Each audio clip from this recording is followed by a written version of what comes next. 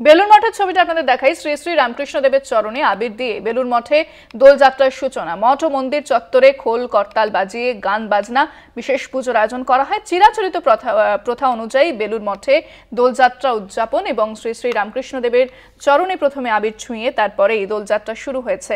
আজকে বেলুর মঠেও প্রচুর মানুষ যান, ভক্ত সমাগম সেখানে দেখতে পাওয়া যায়। রাজ্যের বিভিন্ন প্রান্ত থেকে মানুষ, যেরকম বেলুর মঠে যেরকম বিভিন্ন জায়গাতে দেখা যায় পর্যটকদের ভিড়, সেখানে বেলুর মঠেও একই ছবি উঠে আসে। সেই ছবিটাই তুলে ধরেছেন আমাদের প্রতিনিধি, দেখুন।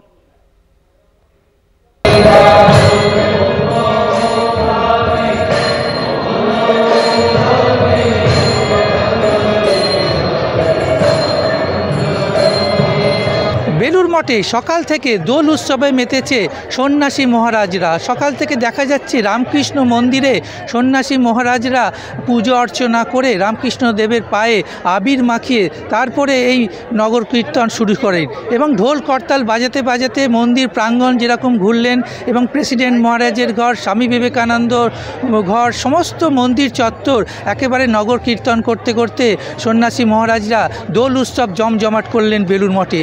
প্রচুর ভক্তরাও এসেছে বেলুর মঠে এই দোল উৎসবে সামিল হতে।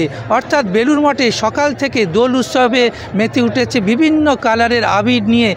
বিভিন্ন ভক্তরা একবারে রাঙিয়ে দিয়েছে সন্ন্যাসী মহারাজ। আমি এই মুহূর্তে দেখাবো যে সন্ন্যাসী মহারাজরা আবির খেলছেন এবং সাধারণ ভক্তরাও সেখানে সামিল হয়েছেন।